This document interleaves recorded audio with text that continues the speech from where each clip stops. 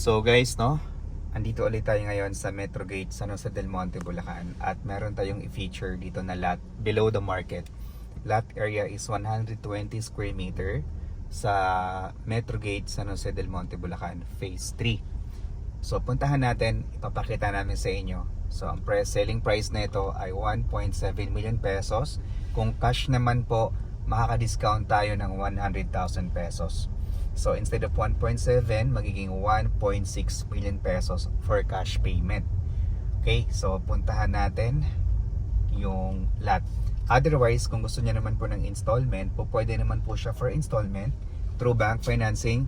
Magdidipi nga lang tayo ng 600,000 pesos. Then that's payable for 12 months ng walang interest.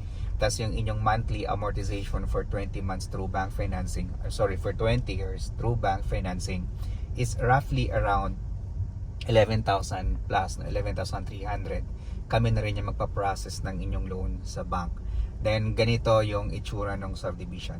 Pakita natin sa kanila.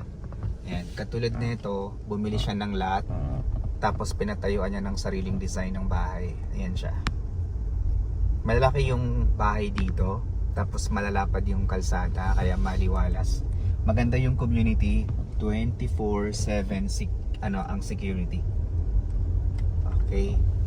So, ayan siya.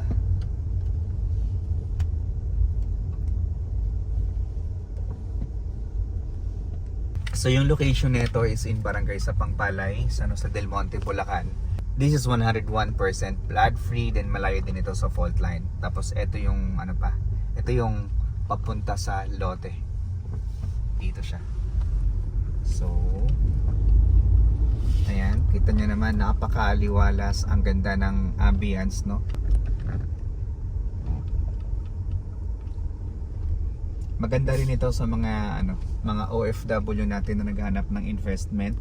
Bibili yung lot, tapos after nyan ibibenta pag once na tumaas na. Ayan.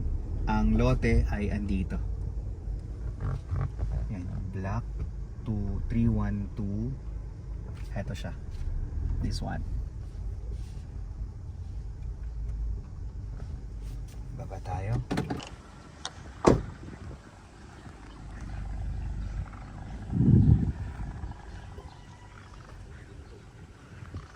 Okay, so yung lote guys, no, is andito siya. Ayan. Magmula dito, eto, hanggang doon sa may kabilang side, yung portion niya. So 10 by 12, no? 10 by 12. Sa 1, 2, 3, 4, 5,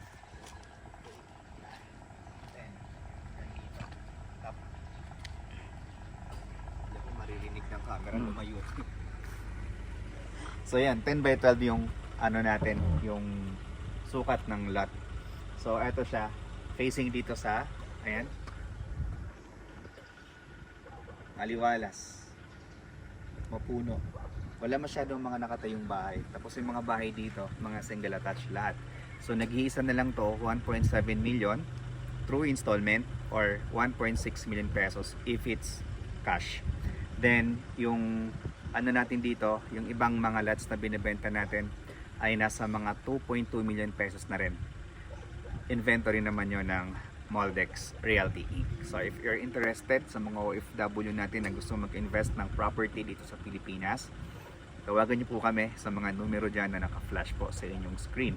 Again, this is Rog Camacho, isang licensed real estate broker. Thank you so much for watching and God bless po.